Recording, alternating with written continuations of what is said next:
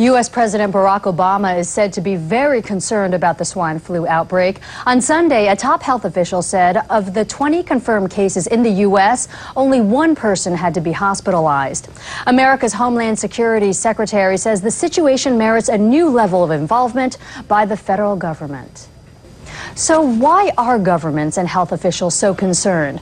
It's because researchers know very little about this virus. Scientists say they've never seen anything like it because it combines avian flu and human flu with a strain of swine flu in a whole new way.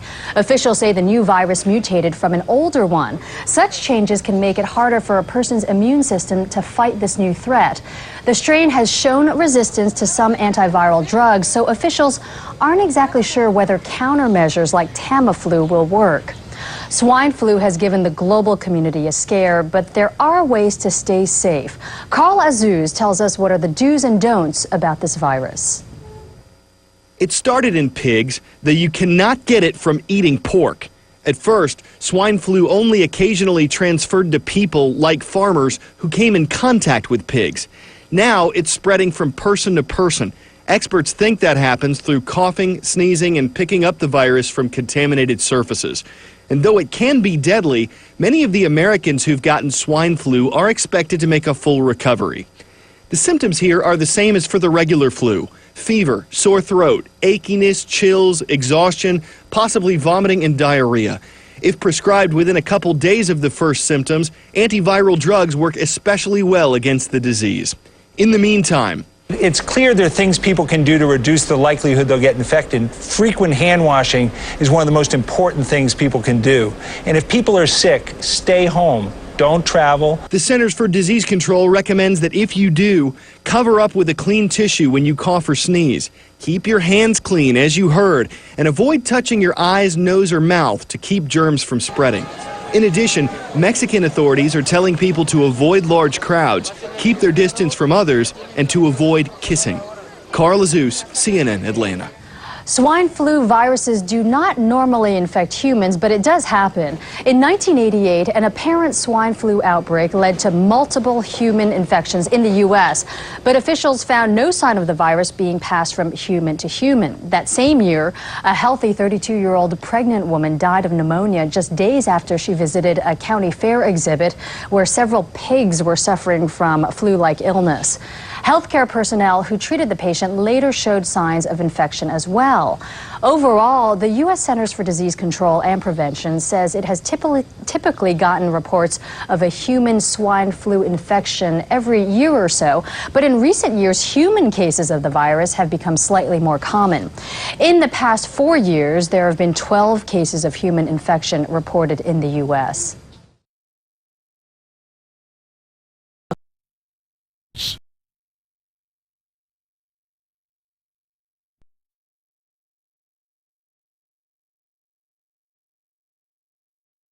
U.S. President Barack Obama is taking steps to cut the nation's greenhouse gas emissions. On Tuesday, Mr. Obama announced stricter auto immersion standards. The new regulations are set to take effect in 2012, and they will force vehicles to become more fuel efficient over a 4-year period.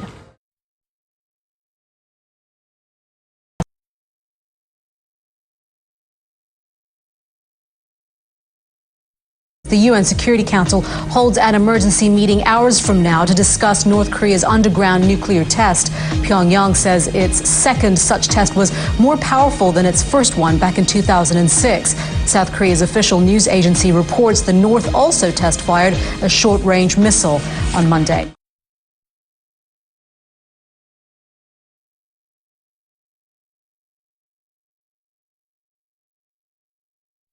Well, grave concern. Those are the words that have come from Myanmar's Asian neighbours reacting to the prosecution of opposition leader Aung San Suu Kyi.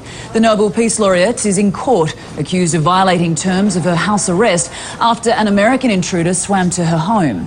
The charges carry a 3 to 5 year jail term and came just days before her house arrest was due to end.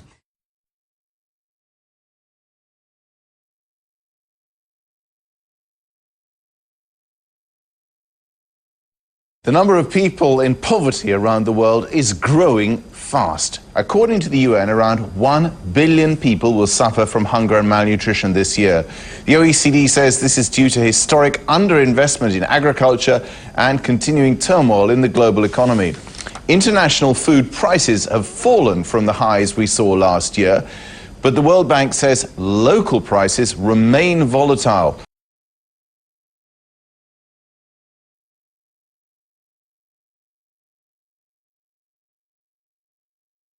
Later on Wednesday in Rome, Barcelona and Manchester United square off in one of the most anticipated Champions League finals in history. And one player on the Man U squad has captured the imagination of an entire country. Park Ji-sung's appearance in the final caps off a rags to riches story. Park was once rejected from his own nation's K-League, and now he's considered the ambassador of Korean football. He came to prominence in the 2002 World Cup and joined Man U in 2005.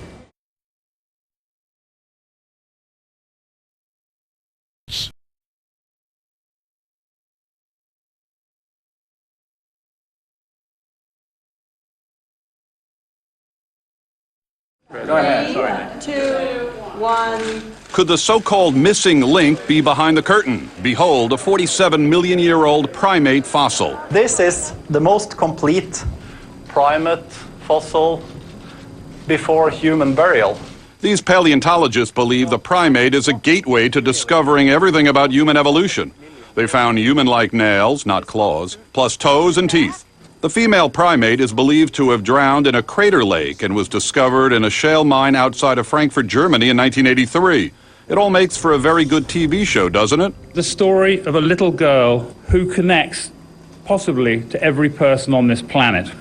Unknown to the primate named Ida, numerous TV and book deals were signed. The History Channel special is called The Link. But is it really the missing link of evolution? It's really hard to pinpoint exactly who gave rise to humans at that point. But this is as good as it gets, really. The scientists call the primate one of the ancestors of all of us. We are not dealing with our grandmother, but perhaps with our grand-aunt.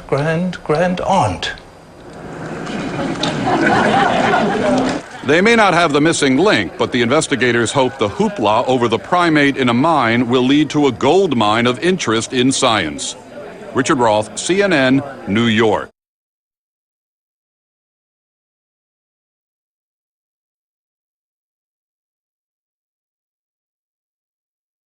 Tapas may be one of the hottest trends in restaurant dining these days, but the owners of T1 Tapas hope that where and how they serve theirs will start a trend that's even hotter. Their motto, eat, drink, is what you'd expect, but the connect part, that is what attracts many diners to this Huntersville, North Carolina restaurant. Diners can hook up their personal electronic devices and share their photos and music, or choose pre-programmed images on the high-definition TV.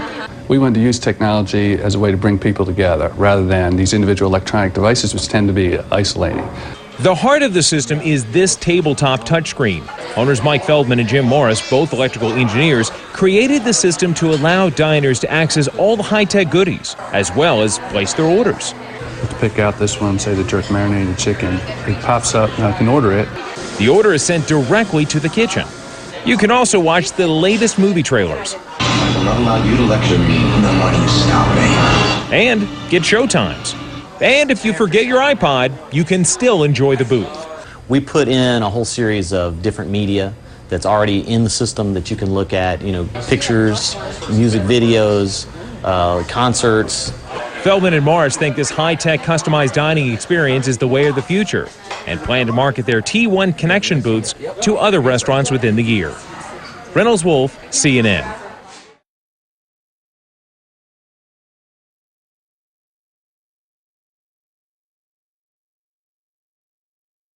Well, it makes an impressive mark on the New York skyline. Manhattan's iconic Empire State Building is central to the city's landscape, but it's making an impact on the environment too. On this week's Eco Solutions, Maggie Lake tells us about a multi-million-dollar project to make one of New York's buildings green.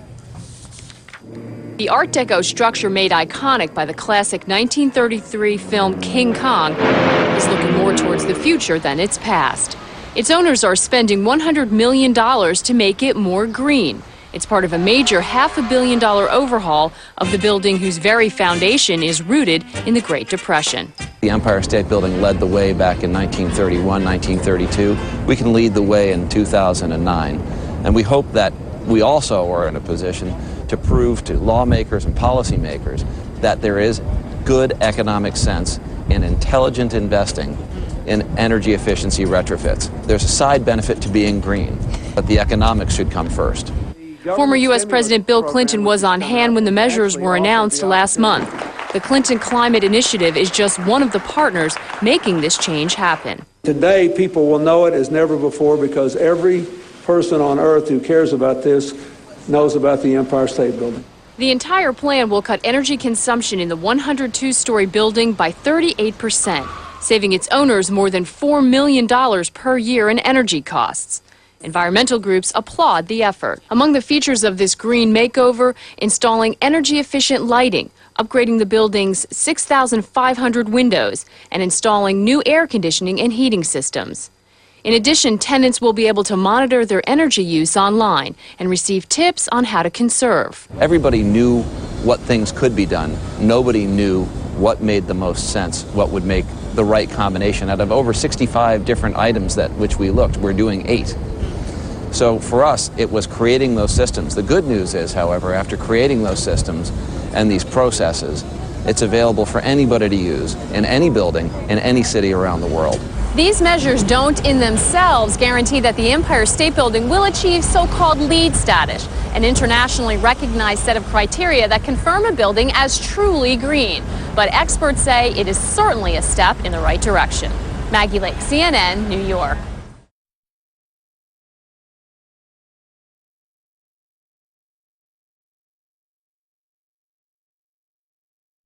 Well, US security officials say it's the latest in high-tech tools, but privacy advocates say it's a virtual strip search.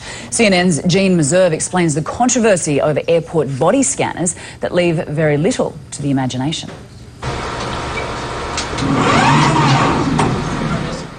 The technology, called millimeter wave, doesn't leave much to the imagination as it scans the body looking for concealed items. It basically just lets us know if there's anything out of the ordinary that's sticking outside their clothing, their belt, a cell phone. Or a weapon. The Transportation Security Administration is pilot testing millimeter wave at screening checkpoints at 19 airports with an eye to deploying it more widely. But privacy advocates say there are no formal rules for how the machines and the images they generate will be used. I'm worried that the technology can retain images, that those images may be used for more than just travel screening purposes. For instance, they might turn up on the internet. But the TSA says the machines have been disabled so they cannot store, send, or print images. The images are not overly detailed, and other privacy steps have been taken. The officer who attends the passenger at the machine never gets to see the images that are generated. The officer who views the image views those in a remote location. They never physically get to see the passenger. But the privacy community is launching a petition drive to suspend millimeter wave testing. It fears TSA will change the rules on how the technology is used unless it goes through the formal public federal rulemaking process. It's tried and true, it's reliable, it forces the issue out into a more transparent process, and when it's all said and done, we all have the rule book. The TSA says all passengers are given the option of choosing a different screening method and that the majority pick millimeter wave. But privacy advocates argue that's because the public isn't adequately informed about the risks. Jean Meserve, CNN, Washington.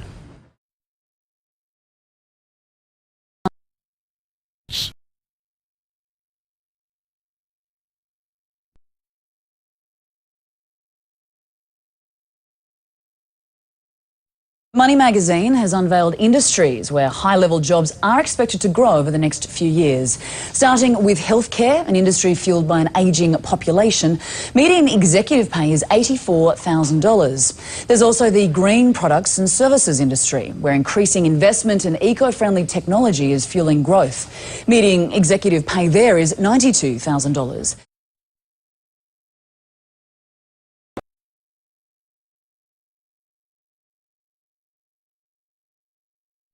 first quarter profits for the Walt Disney Company took a tumble. The world's #1 entertainment conglomerate blamed disappointing results in its movie studio division for the decline. It also said the global recession cut deep into its theme park revenue. Many people have been reluctant to take vacations in tough economic times, forcing Disney to offer big discounts to lure visitors. But big discounts, well, that obviously means less profit. So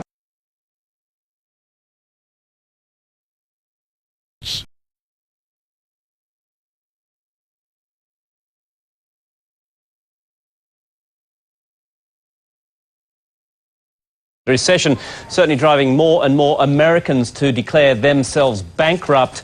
It used to be seen as a badge of shame, but these days it seems if it's good enough for Chrysler, well, it's good enough for anyone. Cara Costello investigates how bankruptcy became the acceptable way out. Seems everybody's doing it. Bankruptcy, once something so shameful you didn't even mention it. Today, many consider it a well-deserved out. I declare bankruptcy. See? For once, I'm using the system instead of the system using me. Turns out comedian Drew Carey was prescient. Many Americans, including Matthew Swift, didn't understand where Drew was coming from. Last year, he lost his job. Unable to work with his mortgage company and in danger of foreclosure, he used the system and filed for Chapter 7. What that did was kind of throw a monkey wrench in the process. It kind of gave us time, much needed time to, find employment. Psychologist Dr. Joy Brown, who hosts her own radio show, says bankruptcy has become what divorce used to be. You know, with our parents' generation, our grandparents' generation, divorce was shameful. And then everybody started doing it, and it really did take most of the sort of sting out of it. And I suppose, cool factor, it's much cooler to be divorced than married. Not. Not is right, because bankruptcy kills your credit rating for years, makes it harder to get a job, and it doesn't mean all your debts go away. Yet bankruptcy filings in April were up 36% from a year ago. The American Bankruptcy Institute expects more than 1.4 million people will file for bankruptcy in 2009. Oh my God, it's rising exponentially. Nancy Ryan is one extremely busy bankruptcy lawyer. She doesn't see a lot of shame either these days. What she does see is anger. Many of her clients are in Matthew Swift's boat, with mortgage lenders who refuse to help refinance their loans. They feel, well, I did everything I can, and if they won't work with me, well, then they deserve for me to just file bankruptcy on them and not pay back for my house.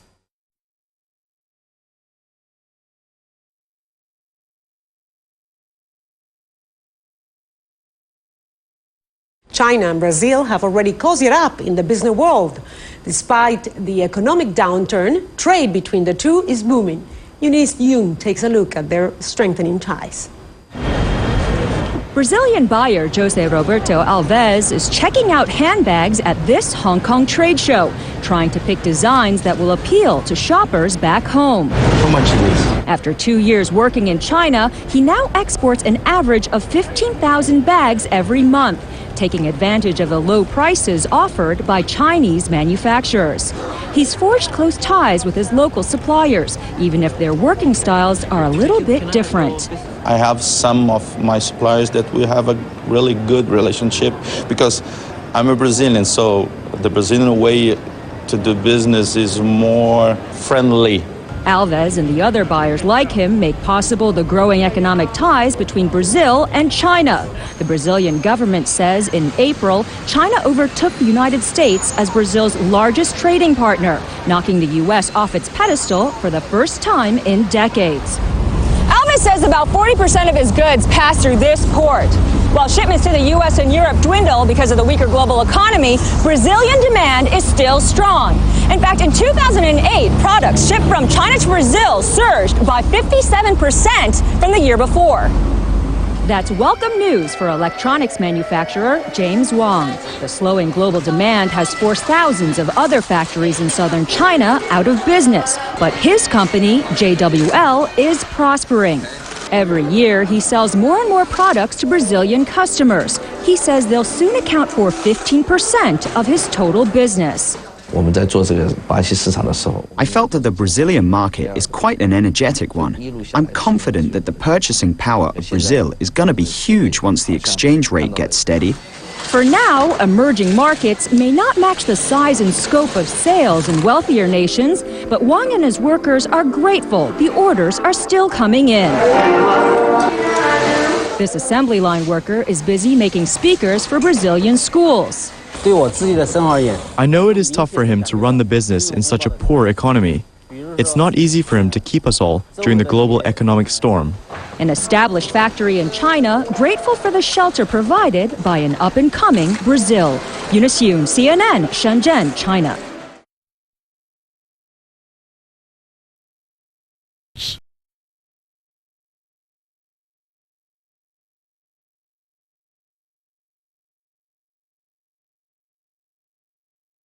Summer vacation is just around the corner. Are you going on vacation? I haven't saved any money, so I'll just stay home or just go to a swimming pool for a day. What about you? I'm going to my hometown. I really need to take some time off. Good for you. Your hometown is near the sea, isn't it? Yes, my friends are coming over there too. My dad has a cottage, so we're going to spend time there. You must be so psyched about that. Yes, I can't wait. You're welcome to join us.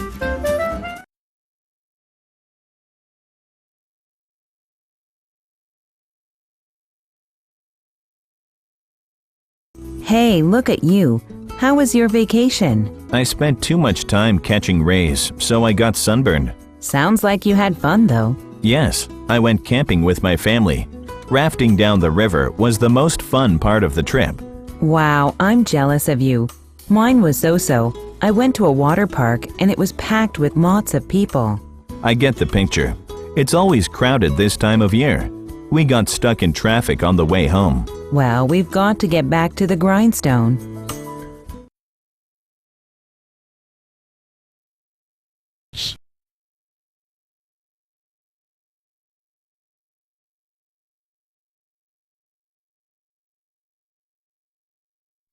Hi, I'm Anjali Rao, welcoming you to a very special edition of the show before a live studio audience here in Mumbai. This is Talk Asia. Ladies and gentlemen, please welcome Amir Khan.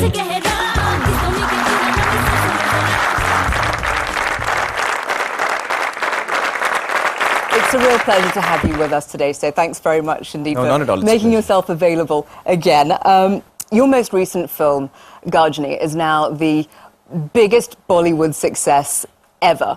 Did you have any idea that it would be quite as huge as it is? You can hope that. We hope that for all our films, but you can never really tell, until you see the film with the audience, how it's going to play with the audience in a theatre.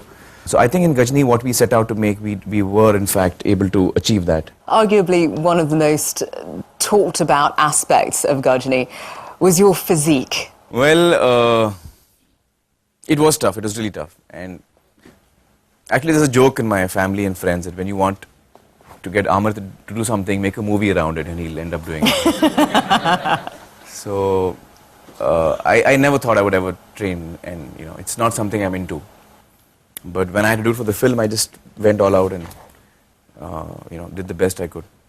So when I think about it now, it seems like some distant dream, because last 8 months I haven't trained, because for the new film that I'm doing, my director looked at my physique and said, now I want you to lose all of this. So I had to, work towards losing it all for the new film that I'm shooting for. Lagan was nominated for an Oscar back in 2001, and that movie was very much credited at the time with putting Bollywood on the map. How important do you think it is, though, for Indian movies to be recognized by the West? Lagan was made for an Indian audience. That it was appreciated and it traveled across the world, and people, from different places loved the film was great, and we were all very happy about it. We were thrilled. But if it hadn't done that, it wouldn't have mattered as much as what the Indian audience thought of it, if you know what I'm trying to say. So up till now, we've all been making films for our own audience, which is very large and healthy. And we haven't really looked at an international audience. We haven't thought of entertaining them or attempting to entertain them. I think the day we decide to do that, I think we'll do all right. Slumdog Millionaire was a huge eye-opener, I think. But, for all the accolades that it got around the world, there were plenty here in India who slammed it. What did you think of it? It didn't touch me personally. emotionally it didn't do anything to me. And I suspect it is because I'm not used to watching Indians speak English. So, you know, all these slum kids talking in English, and the cop, and you know, I find that very strange. I'm like, it didn't work for me because of that, you know, probably. What kind of a childhood did you have? Well, fairly standard actually. I think my parents looked after us really well, and we had a fairly sheltered life. I mean, my parents were really against me getting into the films. And I come from a film family. My father, my uncle are both filmmakers. And I faced hell at home, you know. I was like, there's no way you're getting into films. And, but I don't usually listen to people. I just do what I feel like. So, and then when they realized, actually it was more because they were concerned for me, you know. And every parent is concerned for their children. And they had been through this line, and in this profession, it's so uncertain, you know. One day you're up there, the next day you're nobody, and it's a very harsh profession. If you had to name a characteristic of yours that's gotten you through, that's helped you make it to be as big a star as you are now, what would it be? I think for me it's been, I've always done what makes me happy. I realized very early in my career that you know, whenever I'm taking a decision which I think is the correct decision, or I ought to be doing this, whenever I've done that, I've failed miserably. Whenever I thought I was being smart, I've ended up making an ass of myself. But whenever I did what I felt like doing, it worked for me. No matter how ridiculous it may have seemed to others, and no matter how impractical it may have seemed, but whenever I followed my heart and done what makes me happy, it's worked for me.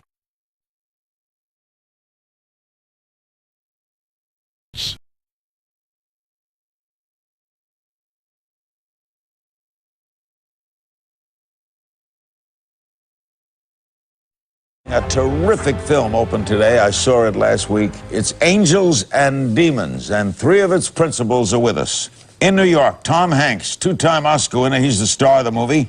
Ron Howard, another Oscar winner, is the director.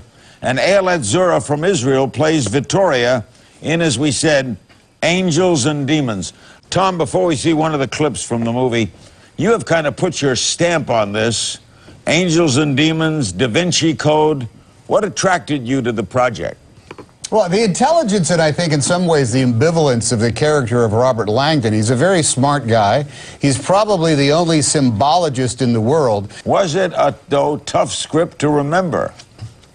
Well, you get into some pretty fascinating rigmarole, but as we can all attest, we all end up having sort of like a seminar on all of these topics. We sit around for hours and discuss things like particle physics and what's it mean, and the history of the Illuminati and who was not a member of it. And so you actually kind of like are able to regurgitate it almost like you're going through your oral exam before you get your sheepskin. Ayelet, how did you get the part?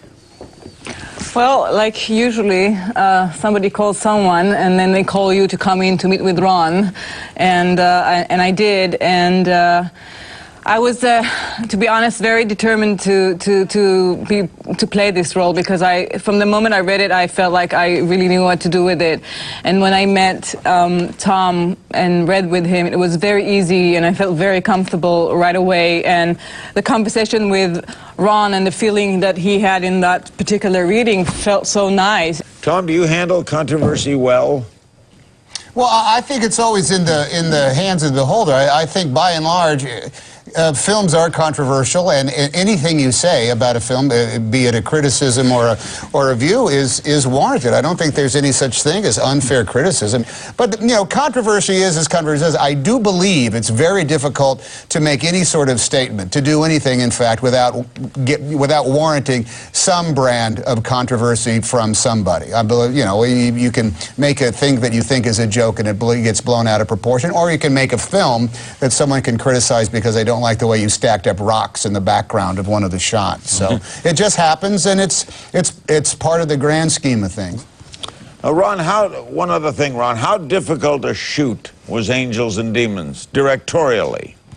It was challenging, and it was really unlike any other film. Even though, you know, it's a follow-up to Da Vinci Code, the visual approach to it was really different because of the pacing and the tempo and the sort of the fact that the action is out in front on this movie. But also, even as much as we shot in Rome, there was so much that we had to create back in Los Angeles, and so we really utilized every technique imaginable, old and new. Some of them dating back 100 years, the birth of the medium, and some absolute cutting-edge digital technology. So directorially, to create that environment, that atmosphere, to really transport audiences was a directorial challenge, but a fun one, and we laughed our way through the whole thing. It was a blast.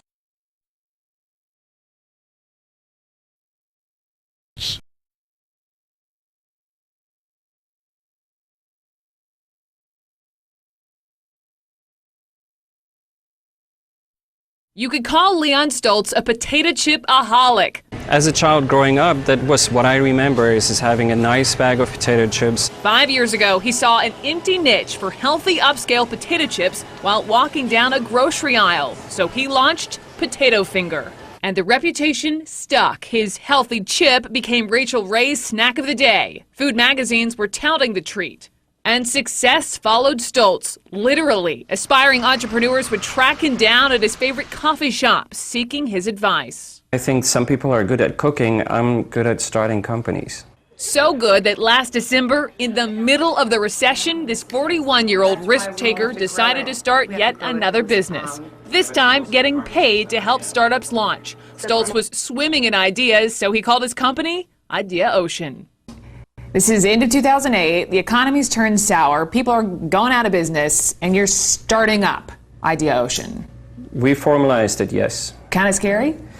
No, not really. When those things started happening, our phones started ringing more and more. Now we're talking but fun? Yes, at least Leon and his two new partners think so. Martha Henson serves as the marketing genius, Jenny Ling the finance brain, and Leon the big idea guy.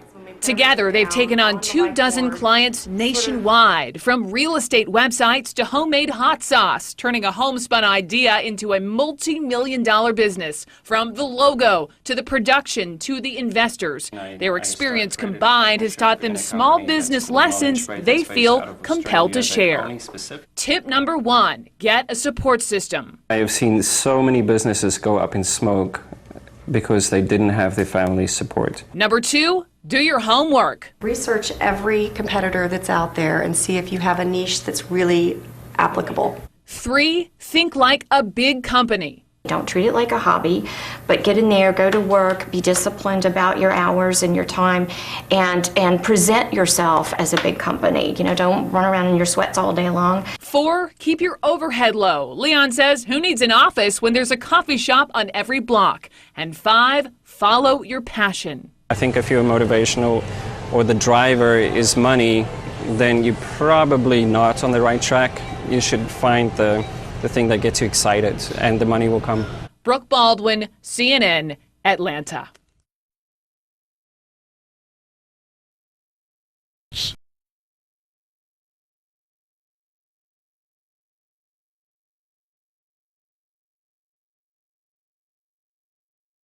The things that we could do, like go to the movie, we haven't done it in quite a while. We just go to church and come home. I work for the city. We're not poor, we're not broke, but it's a real struggle to survive right now. Families who were able to make it and just get through the month are not able to make it quite the same way anymore. So food becomes the item that gets dropped at the end of the month. My name is Pam Kohner. I began an organization that links families with more to families with less. After learning about this community in Illinois, that women and children were not eating the last week of the month, something moved me to come up with something to change this. I sent a letter out to all of the families in my childcare businesses, and I said, well, how about if we match families? Our original mission was to help poor rural communities. We began to expand to help families who were not in need of help before, but now were in trouble. Families purchase and send groceries or donate via PayPal. Most families are also exchanging letters. opening up to each other and sharing. No one really knows what's going to happen tomorrow. We're all part of a big family. We need to be there for each other.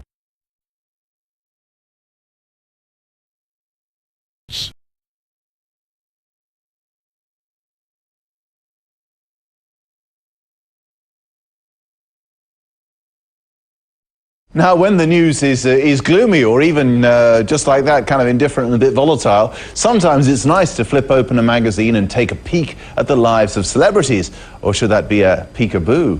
Right now, readers are going gaga for stories about celebrity babies. And many stars are happy to show off their newborns. As Christine Romans reports, a bundle of joy can mean a pile of cash. Jessica Alba's baby girl, Brangelina's brood, and Seal and Heidi Klum are expecting number 4. You get the picture. Pop culture has gone baby crazy. I think we've always been obsessed with celebrity. I think pregnancy for celebrity now is a new form of getting themselves on the cover of celebrity magazines, getting their buzz on the internet. And we're eating it up. Call it escapism in an ugly recession. In magazines, on TV shows, and websites like People Magazine's CelebrityBabies.com. Celebrity magazines and TV shows have increased in such a big boom just in terms of the amount of media that's out there. And people really want to be able to relate to celebrities and their babies. Married, single, adoption, twins. It's a far cry from the days of old Hollywood when Ingrid Bergman was ostracized for having a child out of wedlock, when starlets and leading men tried to keep certain parts of their personal lives away from the flashbulbs. Pregnancy was not seen as something that was glamorous and beautiful. And of course, we know that that's changed since Annie Leibovitz's Vanity Fair picture of Demi Moore. That was a wake-up call to this whole fascination. There are the babies of the famous and a new twist, becoming famous for having babies. No question, babies sell, and a bad economy means working to attract as many eyeballs as possible. The sale of entertainment magazines fell in the second half of 2008, and that means expect more babies. Christine Romans, CNN, New York.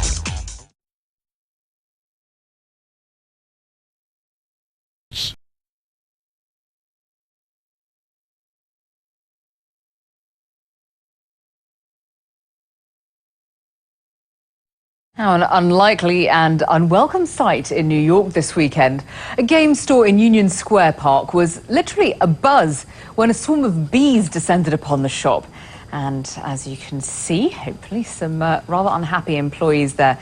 They were trapped inside the store for hours with no one being able to go out and no one being able to get in.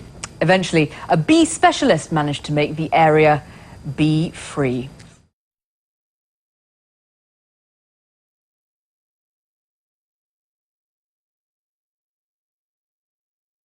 Well, it was a tragic vantage point on the worst terrorist attack in U.S. history and has been closed ever since that September day in 2001. Well, now authorities are reopening the crown of the Statue of Liberty in New York Harbor. That happens on America's Independence Day, July 4th, and tourists are currently allowed into the statue's pedestal.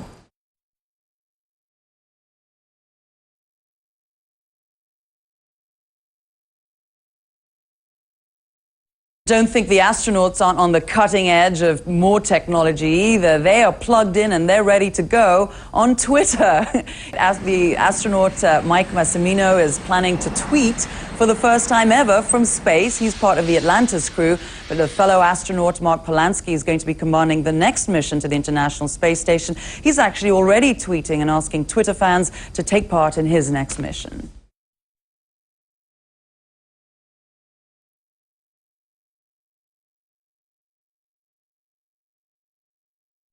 Well, a disappointing verdict for Pringles maker Procter & Gamble and a victory for the UK taxman. A British court has ruled that Pringles are potato-y enough to be classified as a potato chip rather than a savoury food. Regular Pringles are 42% potato, with most of the rest made up of flour and fat. So why is the ruling such a big deal? Well, unlike most other foods, potato chips are subject to taxes in Britain.